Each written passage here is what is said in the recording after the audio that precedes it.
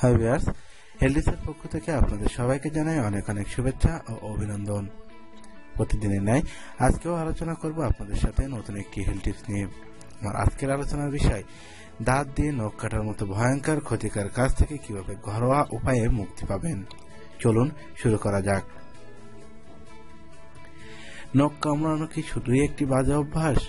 না, এটি তার চাইতেও বেশি কিছু। সাধারণত আমরা দৈনন্দিন জীবনে খারাপ অভ্যাসের তালিকায় নখ কামড়ানোকে ফেলে দিলেও এটি কেবল অভ্যাস হিসাবেই খারাপ নয়, খারাপ আমাদের শরীরের জন্য। এই অভ্যাসের অধিকারীরা অন্যদের চাইতে অনেকটা বেশি স্বাস্থ্য ঝুঁকিতে থাকেন, যেটা কিনা অনেক সময় পৌঁছে যেতে পারে আবার মারাত্মক পর্যায়ে। আসুন জেনে নিই নখ কামড়ানোর কিছু অত্যন্ত ভয়ঙ্কর দিক। মানসিক ব্যাধি।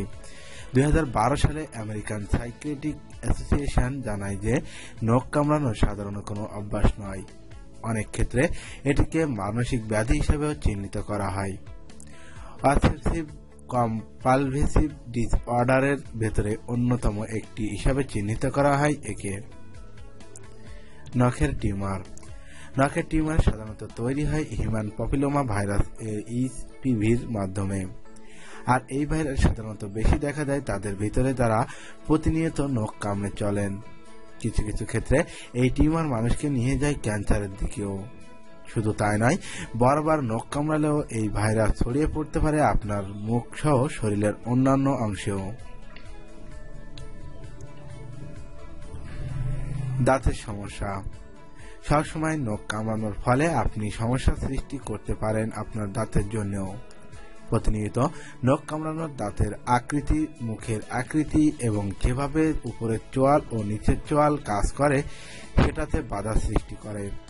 এছাড়া এক পরিসংখ্যানে দেখা গিয়েছে যে নখ কামড়ানো থাকেন এমন মানুষেরা পুরো জীবনের অন্যদের চাইতে $4000 বেশি দাঁতের ডক্টরের কাছে খরচ করেছেন। ব্যাকটেরিয়া সংক্রমণ। মানুষের নখ অনেক সময় তার হাতের চাইতেও নোংরা হয়ে থাকে।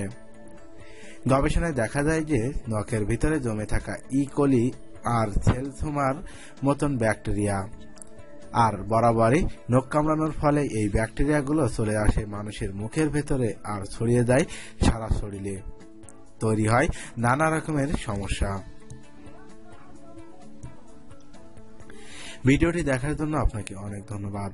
ভিডিওটি ভালো লাগলে লাইক করুন, প্রশ্ন থাকলে কমেন্ট, আর সত্যি যদি উপকৃত হয়ে থাকেন তবে ভিডিওটি শেয়ার করতে ভুল করবেন না, এবং প্রতিদিন নতুন নতুন স্বাস্থ্য টিপস জানতে আমাদের চ্যানেলটিকে সাবস্ক্রাইব করতে ভুলবেন না।